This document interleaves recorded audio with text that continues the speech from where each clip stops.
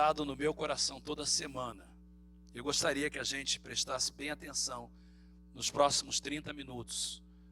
Novamente, hoje você é convidado nosso para almoçar, não tenha pressa para sair. Mas eu queria que esses 30 minutos fossem muito importantes na vida da nossa igreja e na nossa vida como crentes.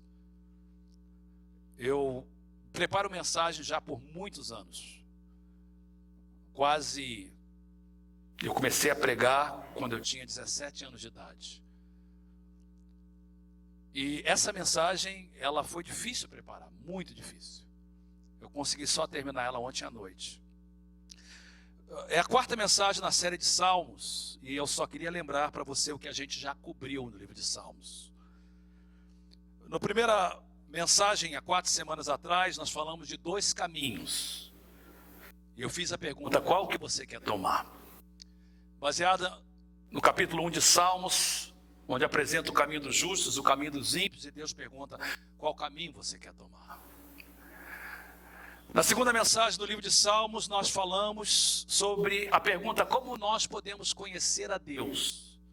E nós vimos que para conhecer a Deus, nós precisamos de ouvir a sua autorrevelação na criação, na palavra, no imago Dei, encontrado no homem, a imagem e semelhança de Deus que somos, e na pessoa de Jesus Cristo. Se você não veio aqui na semana passada, eu preguei uma mensagem importantíssima, você deveria ir na página da igreja, falamos sobre o pecado.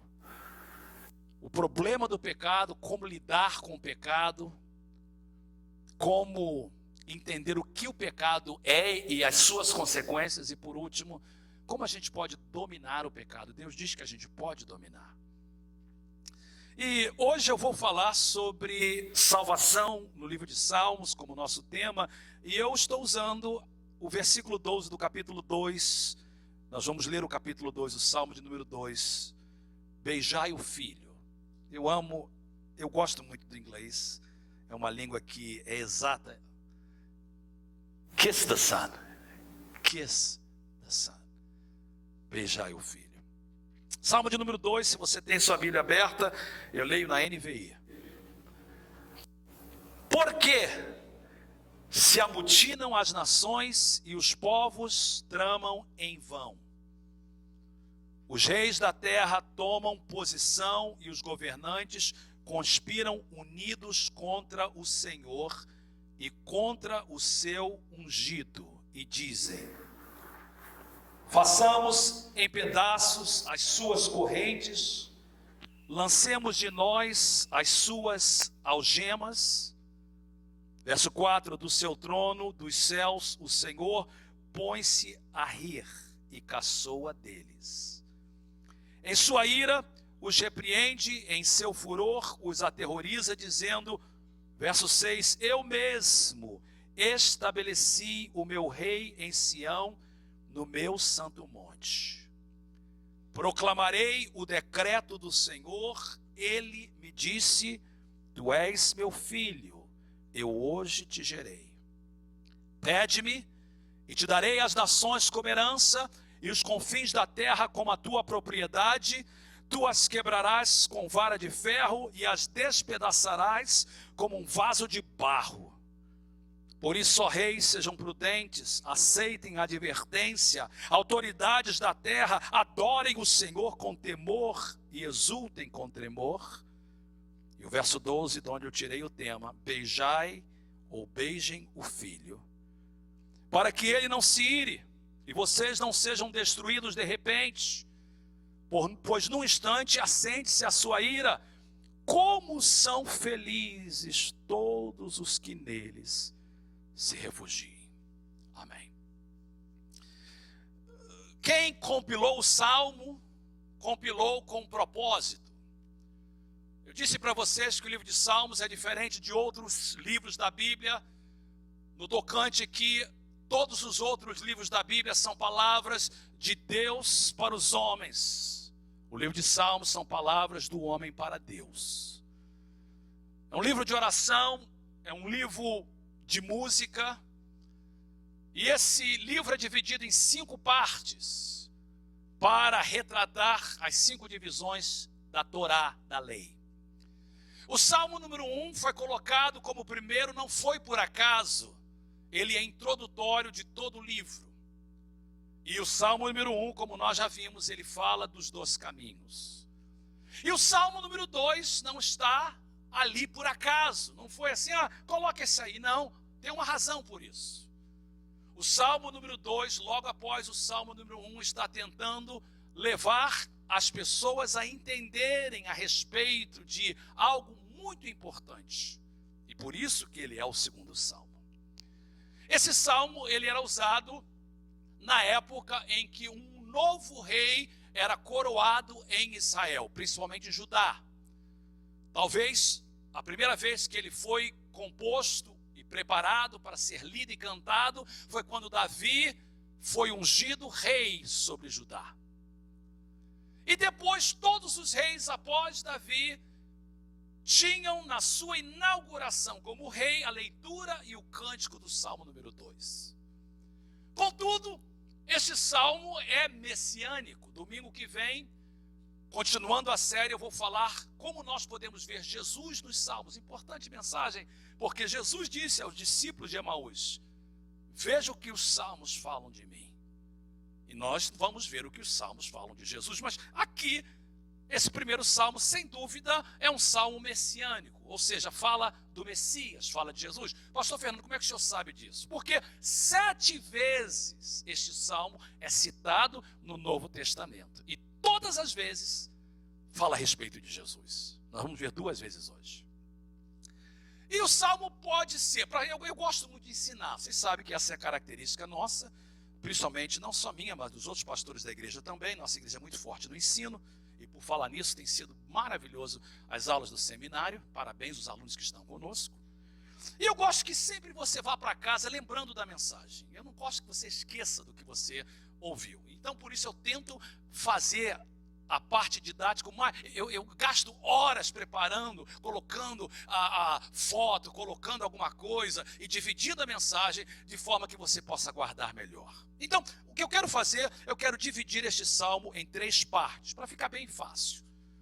Então, as 3 partes do salmo número 2 são, primeiro, rebelião. Os primeiros 3 versículos, são 12 versículos, os primeiros 3 versículos falam de uma rebelião. A próxima divisão é salvação, versos 4 a 6, 4, aliás, a 9. Então, primeiro, rebelião. Segundo, salvação, uma intervenção de Deus sobre a rebelião. E termina o salmo com exortação. Então, nos poucos minutos que temos, nós vamos ver esse salmo número 2 e dividir ele em 3 partes: rebelião, salvação e exortação. Vamos começar com a rebelião, versos 1 a 3. E note que o salmo número 2 começa com uma pergunta. Rebelião significa transgressão. E a pergunta é assim: por quê? Essa não é uma pergunta para ser respondida, é uma pergunta retórica, é para você pensar. Pergunta retórica é para você pensar. Quando Deus perguntou para Adão: aonde você está? Aonde você se escondeu? Quem é que disse que você estava nu? Não era para ele responder, Deus sabe tudo. Deus queria que ele pensasse. É uma pergunta retórica. Por quê que as nações se amotinam e os povos tramam em vão? Os reis da terra tomam posição e os governantes conspiram unidos. Às vezes nós não somos unidos, mas os rebeldes se unem contra o Senhor e contra o seu ungido e dizem: façamos em pedaços as suas correntes e lancemos de nós as suas algemas. Na terça-feira eu me reunia com os pastores da cidade de São Francisco para orar e para falar sobre o culto de 5 de novembro. Eu não sou americano por nascimento, sou por cidadania, naturalizado. Todos os outros pastores são americanos e eu fiquei abismado como eles não sabem coisas que precisavam de saber. eu falei para eles assim, vocês sabem do que aconteceu no dia 30 de setembro, uma lei que o governador da Califórnia assinou? E todos eles disseram, não, essa lei não passou não, ainda não foi assinada, eles estão falando. Eu falei, não, ela passou. E eu abri então o site da internet e falei, aqui está, que ela passou. E vocês são líderes, vocês não sabem o que está acontecendo. A maioria das pessoas não sabe, esse é o meu trabalho, informar. Porque Deus me chamou como atalaia. Deus me chamou para avisar as pessoas. Eu disse para eles assim, olha, todos vocês pastores, e Deus me deu uma graça tremenda. Eu pensei que eles não iam nem querer conversar mais comigo depois.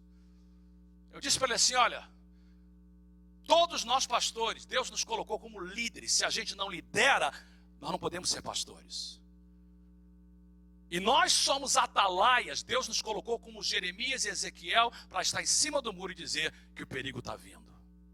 Dia 30 de setembro deste ano, o governador da Califórnia assinou um decreto de lei que permite que o estado da Califórnia aprove e entre em todas as escolas cristãs. E quando eu digo cristã, católica, evangélica, e se eles não concordam, eles podem tirar os benefícios que o Estado, por lei federal, dá às igrejas.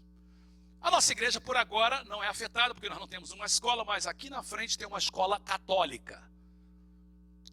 E essa escola católica, ela, como a nossa igreja não paga imposto predial, nós não pagamos property tax, a igreja não paga imposto de renda, nós não pagamos imposto estadual, porque desde o início dessa nação foi constituída a separação do Estado da igreja. E a nação reconhece que a igreja beneficia o Estado, e por isso nós não pagamos imposto como nós pagamos na nossa casa. Bem, essa igreja que está aqui na frente, se o Estado quiser, e essa lei entrar em vigor, eles podem dizer o seguinte, se vocês não quiserem colocar para ensinar uma pessoa lésbica, uma pessoa que fala sobre o aborto, uma pessoa casada, um homossexual, se vocês tiverem qualquer coisa, eles vão chamar isso de discriminação, e vocês vão ter que perder os direitos que vocês têm como igreja, e agora tem que pagar todos os impostos. Eu dou aula na faculdade Northwest, em Sacramento, uma escola cristã que treina pastores. Os jovens que vão ali estudar, eles recebem bolsas de estudo e benefícios do governo. Às vezes eles recebem dinheiro chamado Pell Grant ou Call Grant. Pell Grant é federal, Call Grant é estadual. E quando não tem dinheiro para dar, pelo menos há um empréstimo chamado Student Loan, em que as pessoas pegam e pagam um juro mínimo só depois que elas se formam, 6 meses depois. Bem, se essa lei estiver em vigor e o Northwest não quiser, por exemplo, um professor como eu falar contra o homossexualismo ou falar contra o aborto, porque os dois são leis nesse país, aquela escola pode perder esses benefícios, os alunos não podem mais pegar dinheiro emprestado do governo, nem receber nenhum auxílio do governo. Essa lei é inconstitucional. Ela passou quietinha e ela é inconstitucional. E já foi decretado que ela será apelada às cortes e vai chegar até a Corte Suprema. E quando ela chegar na Corte Suprema, os juízes vão ter que decidir. Hoje a Corte Suprema, ela é, nos Estados Unidos, dividida, tem 9 membros, a um lugar vazio, porque o juiz morreu esse ano. E o próximo presidente colocará na Corte Suprema esse 9º juiz. Hoje a Corte Suprema tem 4 liberais, tem 3 conservadores e um moderado. Um juiz só, liberal, pode fazer que essa lei entre em vigor. E se ela entrar em vigor, porque a Corte Suprema falou, ela não só entra na Califórnia, ela entra nos Estados Unidos inteiro. Nós estamos vivendo em dias difíceis. Depois que eu saí dali, meu coração ardia tanto que eu uso as redes sociais para fazer afirmações, e eu usei a rede social e eu disse assim: olha, gente, nesse ano eu não quero ser político, mas como atalaia eu preciso de falar. Há 4 coisas que me preocupam muito nesse ano. Primeiro, a Constituição, e eu falei na semana passada porque a Constituição de um país é importante. E esse país é o que é, por mais de 200 anos, por causa de uma Constituição que nunca mudou desde que ela foi estabelecida. E se essa Constituição mudar, esse país será como qualquer outro. E todas as pessoas que vêm para cá e não querem sair e lutam para entrar, não terão razão de ficar, porque ele será igual a qualquer um outro. A Constituição é chave, eu disse, me preocupa isso. Segundo, me preocupa as leis de aborto. Você viu esse vídeo? Você que tem filho, você que já teve filho. Minha filha está grávida de 3, 4 meses. A gente olhou e viu o sonograma, tentando descobrir o sexo, e só tinha um negocinho ali, a gente achou que deve ser menino. E eu já chamo ele de Carvalhinho. Como é que alguém permite matar o Carvalhinho? Matar uma criança no ventre? O aborto é algo que o crente não podia de maneira nenhuma aceitar, porque é o pecado de entregar os nossos filhos a Moleque. E foi por isso que Israel foi destruído. Eu falei, terceira coisa que me preocupa são as leis da família. Não me importa o que a Corte Suprema diz, mas a Bíblia diz que a família é o centro da sociedade. O casamento entre uma mulher e um homem é comparado com o relacionamento mais sacro que existe, de Deus e o seu povo, e de Jesus e a igreja. Quando Paulo quis comparar alguma coisa aqui na terra mais sublime para falar do que é Cristo e a igreja, ele disse assim: grande é este mistério. E ele fala do homem e da mulher embaixo do casamento. E é por isso que o diabo detesta o casamento.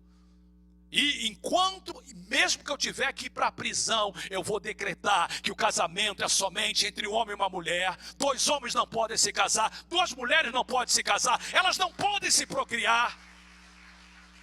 E de acordo com a palavra de Deus é uma abominação. Entenda, eu amo a todas as pessoas. O pecado do homossexualismo não é pior do que o do adultério, nem do que a mentira. Mas eu não posso me calar. E eu disse, terceiro e quarto, leis de liberdade religiosa. Esse país me permite, na China, uma pessoa é presa por pregar o evangelho. Mas esse país me dá liberdade de pregar. Eu posso falar o que eu estou falando e não ter medo de ter uma polícia ali fora para me pegar porque eu falei o que eu acabei de falar.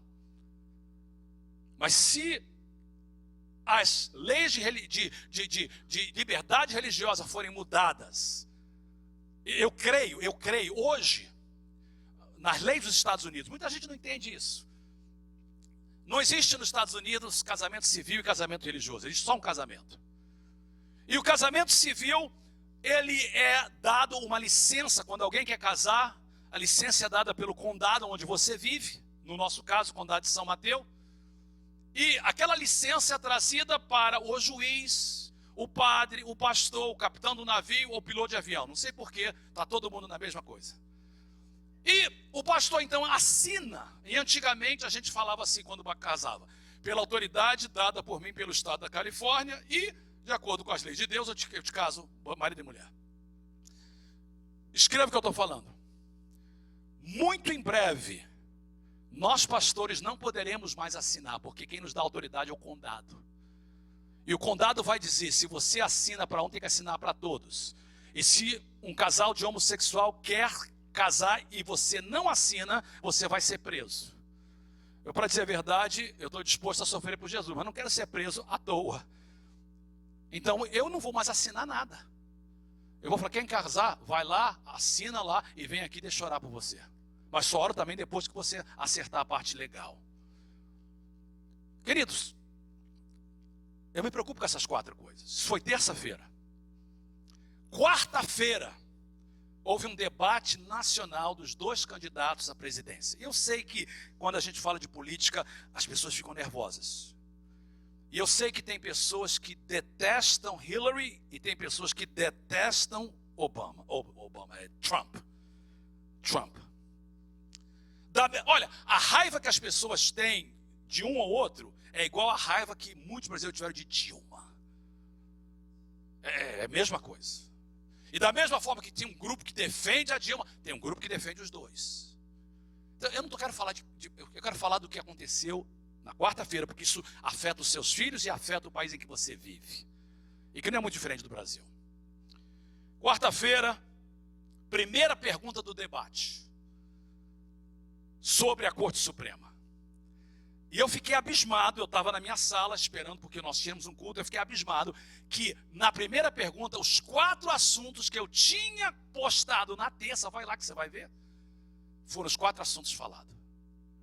Liberdade religiosa, Constituição, aborto e família. Independente do que você pensa, e eu tenho que falar, eu sei que às vezes eu posso criar inimigos, mas é o meu trabalho. A candidata do Partido Democrata disse, quando foi perguntado para ela, a senhora crê? A senhora falou que o feto não tem direito nenhum. A senhora crê que o aborto então deve continuar? Creio. Até o que é chamado em inglês de late term abortion, partial birth abortion, que é um aborto que é feito até os 9 meses. Ou seja, se a criança vai nascer amanhã, se ela for abortada hoje, é legal. A senhora acha que até mesmo esse tipo de aborto deve continuar? Ela disse, sim, eu creio. Porque a vida da mãe pode estar em perigo. Eu tenho falado com várias mães sobre isso, e você não sabe.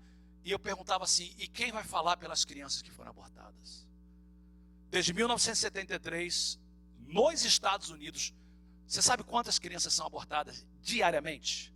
3.000 crianças são abortadas diariamente nos Estados Unidos. Nós não podemos ficar calados.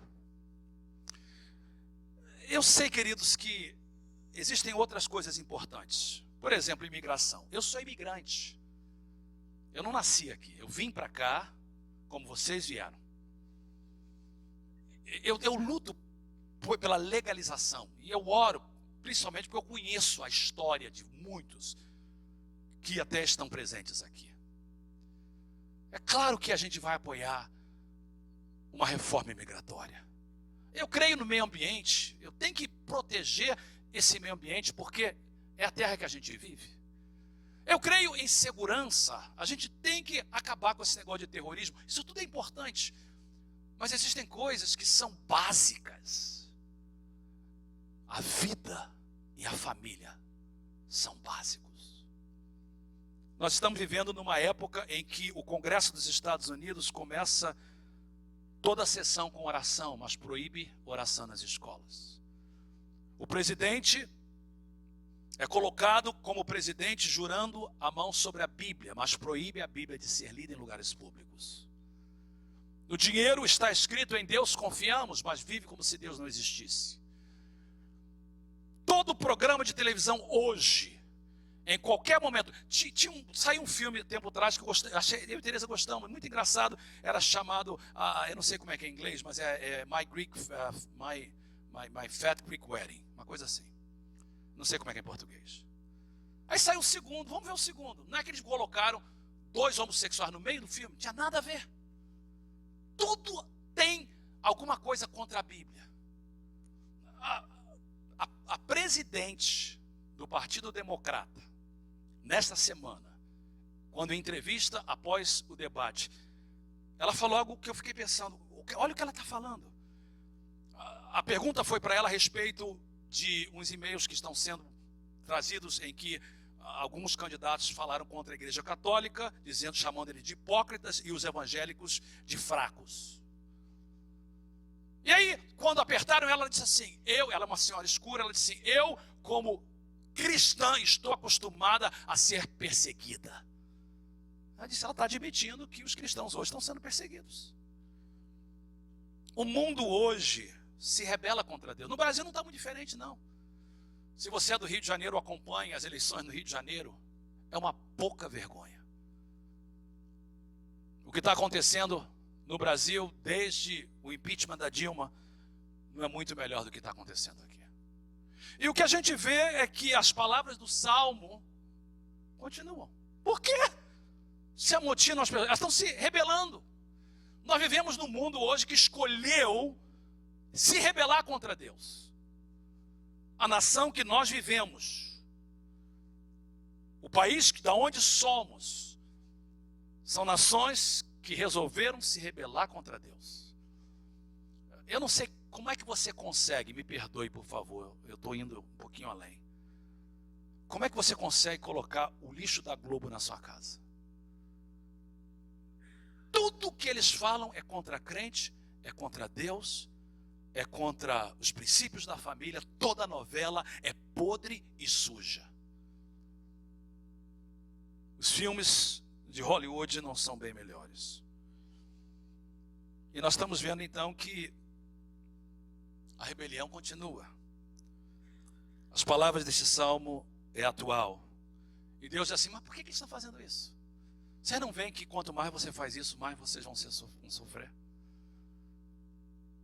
Então, vamos entrar na parte número 2. Essa rebelião, ela continua, mas Deus diz assim, olha, eu vou intervir, porque se eu não intervir, não vai ter salvação. E os versos de número 4 a 9, Deus diz o seguinte, do seu trono nos céus, eu amo essa passagem, põe-se a rir e caçoa deles. Me perdoe, por favor. Deus, lá no trono, e a Bíblia claramente diz que Deus está no trono, e o trono é o lugar da sua soberania. Nada do que está acontecendo no mundo pega Deus por acaso. E Deus olha isso, Deus fala assim, como eles são estúpidos. Eu criei um grupinho de pessoas que realmente não estão entendendo nada. O riso de Deus, o caçoar de Deus, é porque Deus está dizendo o seguinte,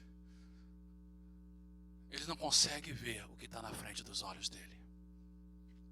Sexta-feira, o pastor Márcio abriu o culto dizendo, irmãos, vamos orar, porque houve um ataque, uma ameaça de bomba nas escolas, e alguém colocou, e tem crianças da nossa igreja lá.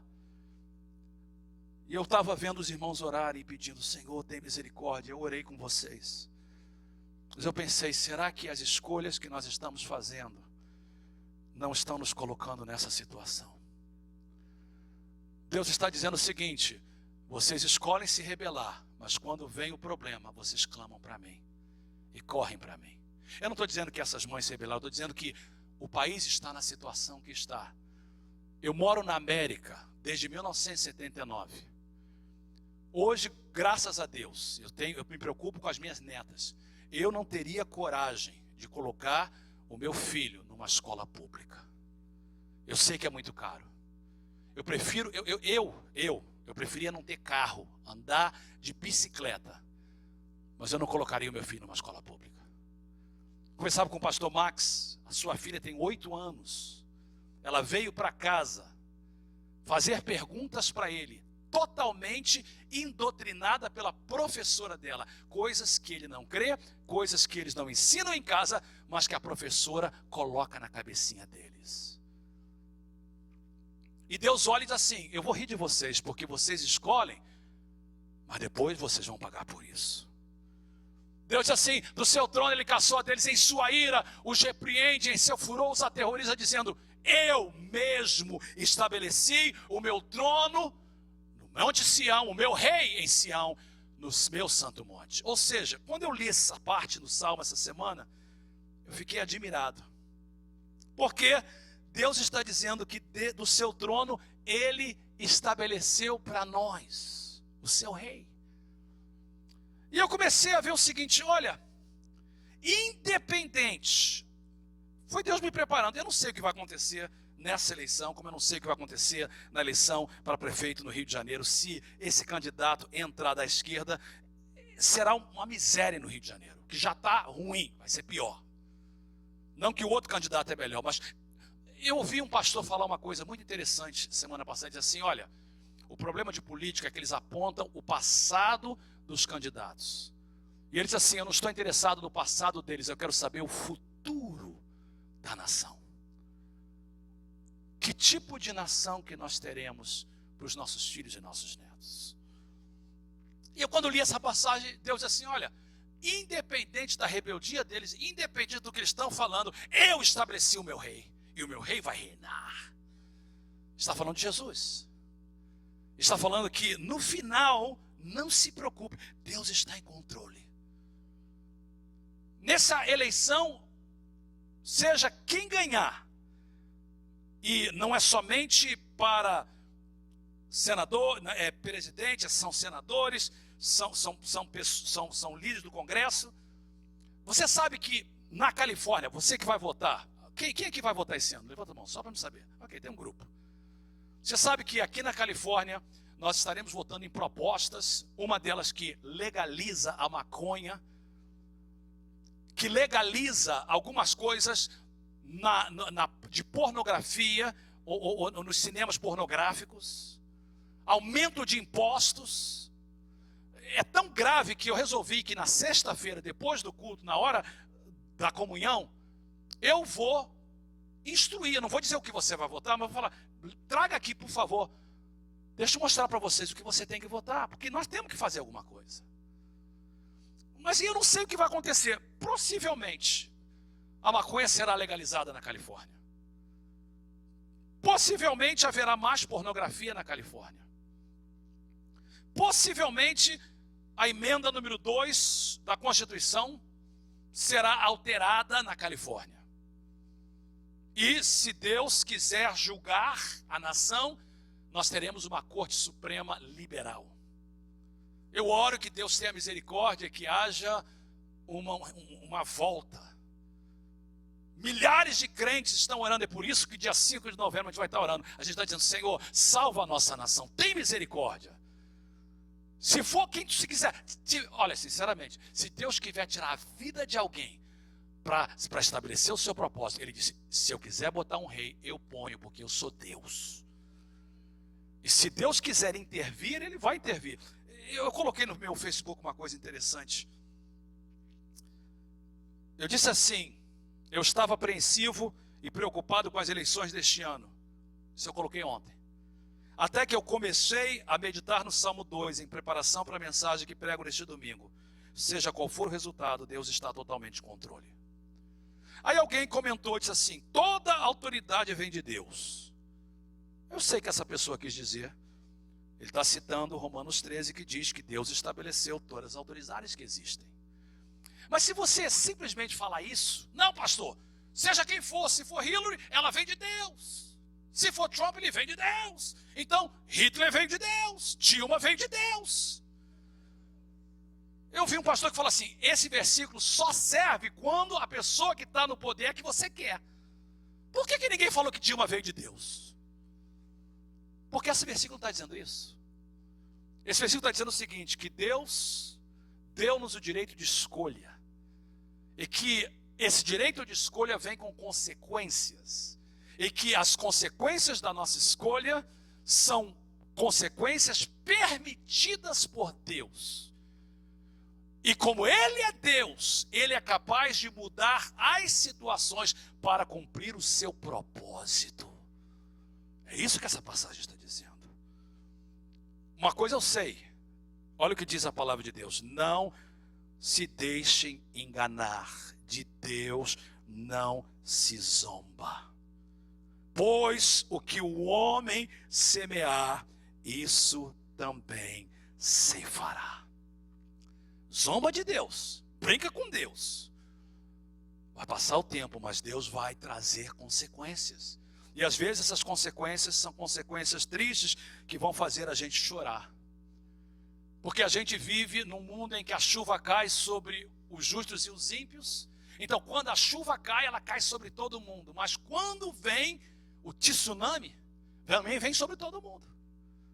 Quando vem o vendaval, vem sobre todo mundo. Quando vem o terremoto, já pensou? Não, eu sou crente. Quando tremer a terra, a minha casa não treme. Não, treme todo mundo. Ah, pastor, então qual é a diferença? É porque se eu morrer, eu vou para o céu. Deus está comigo. Mas eu vou passar pelo terremoto também. Eu vou sofrer as consequências deste mundo. Mas Deus diz, eu mesmo estabeleci o meu rei. Ou seja, Deus está dizendo que a minha vontade será feita, custe o que custar. No final, quem vai vencer é Deus. No final, Jesus vai reinar. No final, a igreja do Senhor será poderosa. E por isso que os próximos versos, através dessa intervenção divina, diz o seguinte: do seu trono dos céus, o Senhor se põe-se a rir. E os próximos versículos claramente diz que ele repreende, ele disse: eu estabeleci em Sião o meu rei. Proclamarei o decreto do Senhor. Esse decreto não é do presidente, não é do pastor, esse decreto é do Senhor. E Deus disse, ele me disse, tu és o meu filho, eu hoje te gerei, pede-me e te darei as nações como herança e os confins da terra com a tua propriedade. Tu os quebrarás com vara de ferro e as despedaçarás como um vaso de barro. De todo o salmo, esses são os 3 versos mais importantes. Deus está dizendo o seguinte: você sabe como eu vou destruir a rebelião? Através do meu ungido. Os versos de número 6, 7 e 8 são citados 6 vezes no Novo Testamento. Por quê? Porque eles se aplicam a Jesus. Primeiro, em Hebreus 1, a escritora diz assim: pois a qual dos anjos Deus alguma vez disse, tu és o meu filho, eu hoje te gerei, citação do Salmo 2. E outra vez eu serei seu pai, e ele será o meu filho. E ainda, quando Deus introduz o primogênito, o seu ungido no mundo, ele diz, todos os anjos o adorem. Se os anjos vão adorar, toda língua confessará, todo joelho se dobrará, que Jesus é o Senhor, para a glória de Deus Pai. Ou seja, o verso de número 6, tu és meu filho, eu hoje te gerei, se cumpriu na encarnação, quando Jesus veio à terra. Mas esse mesmo verso é usado por por Paulo, em Atos 13. Nós lhes anunciamos as boas novas, o que Deus prometeu a nossos antepassados, ele cumpriu para nós, seus filhos, ressuscitando Jesus, como está escrito no Salmo 2. Tu és o meu filho, eu hoje te gerei. Ou então, esse versículo fala da encarnação, ou está falando da ressurreição? Fala dos dois. O início da rebelião se deu no Jardim do Éden, quando o pecado entrou. E o início da redenção aconteceu quando Jesus veio aqui na terra. O primeiro Natal. E esse Jesus que nasceu, morreu e ressuscitou. E Deus disse, tu és o meu filho, eu hoje te gerei. E aí, os próximos versículos, verso 7 e o verso de número 8, é muito tremendo, porque ele diz o seguinte: tu os quebrarás com vasos de terra, as despedaçarás como um vaso de barro, pede-me, eu te darei as nações por herança. Esse versículo é citado 3 vezes no livro de Apocalipse. Ou seja, a salvação de Deus se dá em Jesus, na encarnação, na ressurreição e na sua volta. Na primeira vez que Jesus veio, ele veio morrer. Na segunda vez ele veio para reinar. Na primeira vez ele veio para salvar. Na segunda vez ele vai vir para nos dar o galardão. Na primeira vez ele veio para salvar a todos. Na segunda vez ele vai levar somente aqueles que o receberam como Senhor e Salvador, para estar com ele para sempre. Então, eu aproximo dessas eleições e eu aproximo do que está acontecendo no mundo. Eu vou lutar, eu vou ser atalaia, eu vou gritar. Às vezes eu me sinto como um pregador pregando no deserto. Até mesmo na minha igreja, as pessoas que me conhecem sabem quem eu sou. Muitos deles não acreditam no que eu estou falando. Eu disse para os pastores, eu me sinto às vezes um pregador no deserto. E eu pensava que eles iam ficar chateados comigo. Quando terminou, falou assim, pastor, eu só queria te pedir uma coisa. Na próxima vez, você não pode concorrer, eu volto para você. Eu falei, não, Deus me chamou para isso. Deus nos chamou para ser atalaias. Deus nos chamou para pregar a palavra de Deus. E nós terminamos essa mensagem, queridos, com as exortações. E as exortações são simplesmente maravilhosas. Eu termino aí. Olha os versos de número 10, 11 e 12. Por isso, ó reis, poderosos, sejam prudentes. Aceitem a advertência. Autoridades da terra, adorem o Senhor com temor. Exultem com tremor. E aí, essa frase é simplesmente magnífica. Beijem o Filho.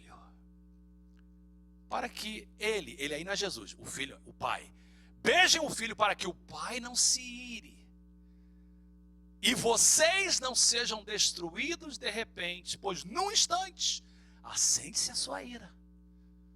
Mas como são felizes todos os que nele se refugiam. Pastor, o que está dizendo aí? Primeira parte, rebeldia. O mundo se rebela contra Deus. Lá no Éden e claramente no dia de hoje, como visto nessas eleições, no que está acontecendo. Deus disse: vocês podem se rebelar à vontade, eu vou rir de vocês. E aquele ditado que vocês inventaram aí na terra é verdade aqui no céu também: quem ri por último ri melhor. Eu estabeleci o meu rei e ele vai reinar. E se eu quiser intervir e colocar quem eu quiser no poder, eu posso fazer, porque eu sou Deus. E se eu permitir, é por causa da consequência de vocês, mas vocês precisam de ouvir as exortações. Qual é a exortação?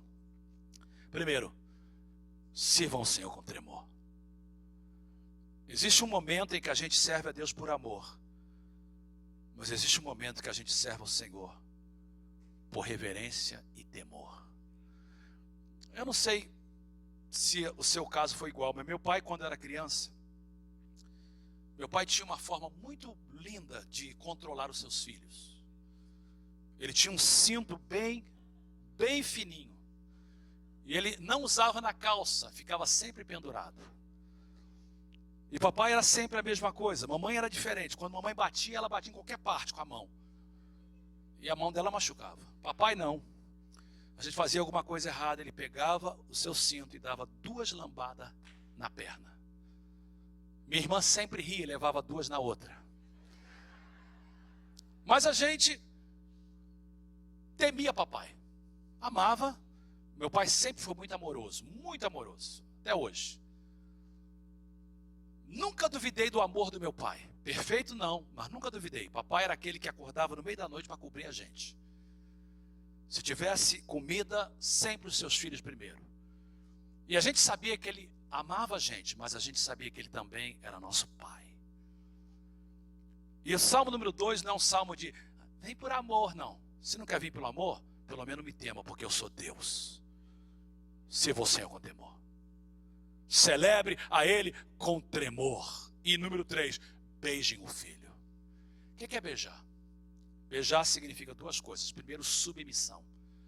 Quando alguém se prostrava perante o rei, beijava a sua mão. Assim como hoje fazem até o Papa. Quando o Papa chega, eles beijam a mão do Papa, dizendo: estamos submissos ao Senhor. Antigamente, os filhos beijavam a mão dos pais. Primeiro, é um sinal de submissão. Segundo, é um sinal de amor. Todo mundo que ama, beija. Beijai o filho, ou seja, se submeta a ele. E ame ao filho. Porque senão o papai vai se irar. E se ele se irar, ele vai julgar. Mas bem-aventurado, feliz, são aqueles que nele se refugiam. Eu vou terminar com essa palavra. Tão certo como vocês estão olhando para mim. Um dia, todos nós vamos estar perante o tribunal de Cristo. Todos vocês e vocês que assistem em casa, um dia nós vamos prestar conta a Ele. E o único refúgio que a gente tem é se abrigar no Filho. Quem beijou o Filho tem certeza que naquele dia será absolvido e entrará no gozo do seu Senhor. Quem não beijou o Filho vai ter que beijar o outro. E o outro não é o Filho. Vai ser feio o negócio. Eu queria que você ficasse de pé nesse momento. Eu quero que o grupo de louvor volte. Aqui em cima, por favor, Fernando. Você vai tocar. Eu queria que a gente cantasse esse último cântico, mas eu não quero que a gente cante, não precisa nem de colocar letra. Eu quero terminar esse culto novamente. O almoço vai ser servido em uns 10 minutos. Em 10 minutos a gente vai servir esse almoço. Mas eu quero abrir o altar para a gente dizer: Senhor, eu quero refletir nessa mensagem. eu preciso de refletir nessa mensagem. Eu quero agradecer a Deus pelos visitantes que estão aqui. Eu sei que talvez você não está acostumado com esse tipo de mensagem, mas é o que Deus me entregou. Mas esse lugar físico aqui na frente é chamado de altar, que mais do que um lugar físico é um lugar espiritual, é um lugar de entrega. Eu vou ser sincero, se eu fosse você e ouvisse essa mensagem, eu ia vir para o altar e dizer: Senhor, eu quero confiar a minha vida nas tuas mãos, eu quero me refugiar em ti. Eu tenho meus filhos, eles estão indo para a escola, eu não tenho condição de pagar uma escola cristã, o aluguel está muito caro, a vida aqui é cara demais, eu preciso de confiar em ti, eu preciso me refugiar em ti. Senhor, o mundo está difícil, eu preciso de refugiar em ti. E como o mundo eu tenho me rebelado, tem pessoas aqui que não é que o mundo está rebelando, você tem vivido como se Deus não existisse. Você tem feito escolhas que são transgressões, rebeldia contra Deus. E você tem que se arrepender e dizer: Senhor, eu vou viver de acordo com a tua palavra. Uma vez eu pregava sobre isso, e eu falei do aborto, e uma pessoa veio à frente e disse: pastor, eu quero confessar, ninguém sabe, que eu abortei uma criança. E eu carrego essa culpa dentro de mim. E naquele momento eu orei e pedi ao Senhor que perdoasse essa pessoa, para que ela pudesse se livrar da culpa, mas ela precisou de abrir a boca e dizer: eu fiz algo errado e eu preciso de confessar. Eu queria que esses 10 minutos, antes da gente servir o almoço e terminar, seja um momento de entrega. Eles vão cantar, a gente vai ouvir, mas eu quero abrir o altar, eu quero que os líderes do altar estejam aqui na frente. Eu vou estar lá naquele canto com a minha esposa. E eu quero convidar você para vir ao altar durante esse hino. A comida só vai ser servida quando a gente, pastores, chegar lá. Nós estamos aqui na frente, então espera um pouquinho. Depois eu vou voltar aqui em cima, vou fazer uma oração final e a gente vai terminar o culto. Se você tiver que ir embora, Deus abençoe. Foi muito bom ter você conosco. Mas eu queria encorajar você a gastar pelo menos 5 minutos nesse altar, se entregando, meditando, ouvindo o que Deus falou. Talvez esses sejam os 5 minutos mais importantes desse dia. Mais importante de qualquer coisa que você vai fazer são esses 5 minutos nesse altar, na presença de Deus. Rapidamente, igreja, venha para o altar, peça alguém para orar por você, se ajoelhe. Entrega seu caminho para Deus. Vem com seus filhos, vem com a sua esposa, ore um com o outro. Mas vamos gastar um tempo com Deus.